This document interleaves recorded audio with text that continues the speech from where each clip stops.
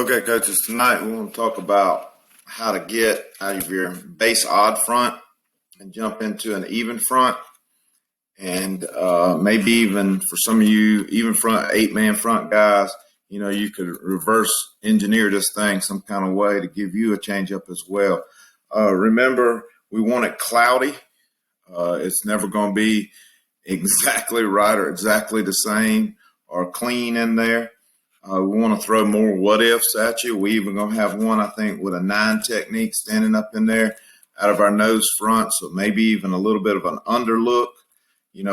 Back to our basic premise that alignment does not change assignment.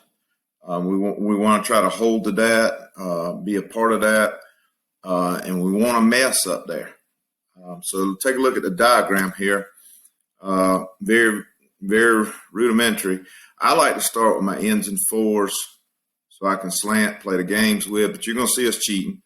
I like to start with the stud and a gap, and I just say get in the gap, and the nose in a gap, and they need to work this out. The stud gets to pick which one he wants. They can do it late. They can switch late, however they want to do it. They can line up in that and jump up when we're in our regular stack front, but we start with just in the gap. Now, if we get inside the 5, they're going to get down there in tight shades, both of them. We have played games where they're both in 2s, so that could be game plan as well. Your basic rules, if they're 4s, that's no different than if we're in the stack. Their home gap is B. We'll go from there on the call. So if we just call nose and nothing else, the ends are going in B. If we call nose and nothing else, the stud and the real nose guard, or if they're in a gap, they're going to take the gap. So, but like I said, you can game plan, 3rd and long, you may want to kick your ends out to 5s and let them go. You can play, I know we played a wishbone team and played with 2 2s all night in there just to play games trying to cross face in there. So, it's kind of up to you on that. But this is where we base from. So, if the home gap for the stud and the nose is A, for the end is B, unless he's in a 5, obviously. You're going to see a twist stunt, too, that we call cowboy, where the stud and the nose go into B, the ends will loop into A. You could do that rodeo just to the right, lasso just to the left, or you can even run a Mac call where you have a middle stunt with the stud and the nose. And this is really clean. Because for the simple fact the stud and the nose are always just flipping and flopping and moving, and then, you hit them with that once or twice a game, you can get away with it as well. The stud always goes first on that. That's just our base rule. So if we want to take a look at a few clips here, and these are realistic game clips again. Nothing perfect with these clips at all. So you can see us moving towards that right now with this fella here hopping down here. We're going to get some pretty good communication right here. This guy's going to be talking. Okay. We're going to get pressure from everywhere. And this is just our base nose call. This bandit here walked up, and this was just a base call we had for this week. We start out with this in spring practice. If he gets a 3-man surface, he's going to walk down to a 9. We stayed with that rule. Nothing changed right here because we thought this was a run set. We're still getting some good communication here. Okay, we're going to get pressure from everywhere. This is just a straight nose call. Okay.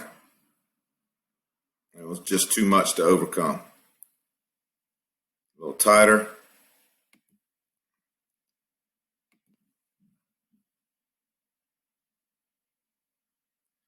Just clogged it up pretty good there. We're not doing it exactly right. You can see us getting cross-face and getting beat in a lot of areas. We're too high, but again, we want that terrorist mentality. We got our one guy slip through right there, and it's just too much heat to overcome and gives us a chance for the other guys to run under. This next clip is against a very, very, very talented and well-coached team. We got a huge O-line with very tight line splits, and it was our thought maybe we could use that against them some. We got the 9 up top again. He's going to get erased, but we thought if we could stay in there low, which we don't do a great job of, with these big old butts here, maybe maybe we could get a clog, at the line of scrimmage. And we got what we wanted here. We got a linebacker to come free on this thing to run up under it. So I felt real fortunate to be able to hit it against this group of kids here. Just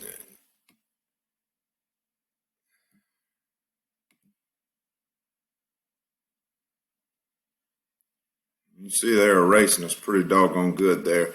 But you should get one coming free. You should be able to get one little fella coming free. Now here we go on a goal line set.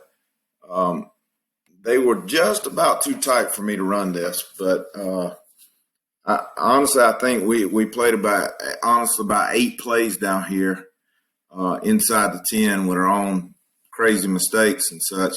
So I think we were getting tired right here. We had to pull off something. Inside the 5, I probably wouldn't do this a lot, but I felt like we could get away with it here. And it causes just enough confusion to get up under it. Of course, we're bringing pressure from everywhere, and it just runs them down from the backside because we get just enough stuff right there. It's a good look. And we're not going to do it perfect, but we get just enough stuff in the middle to get a run down from the backside right here. Good push right there.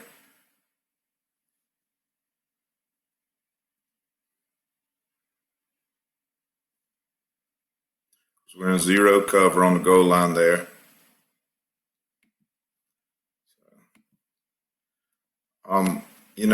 It's just one of my favorite ways to try to add confusion to the offense. It's a good, easy change up.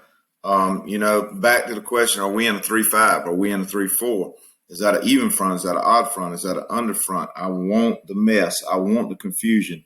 What it's going to make offenses do is they're going to have to practice blocking an even and an odd front all week.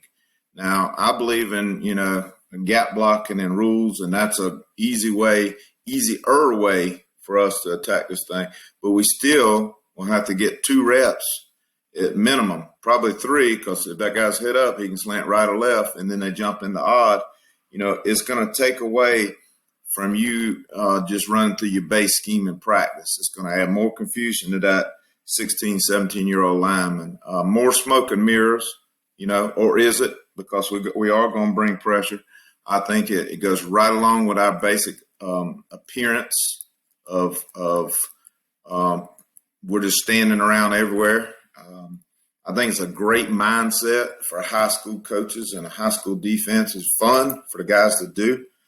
I talked about, I think in another video, if you get a kid that you just think can bully somebody, it's a great front for that. So let me know what you think. And don't forget to hit subscribe and like, and check out my Facebook page, Coach Philip Richards, 3-5 Defense Headquarters. Check me out on Twitter, Coach PM Richards. Let me know what you think. Give me some questions, comments. Thanks for watching.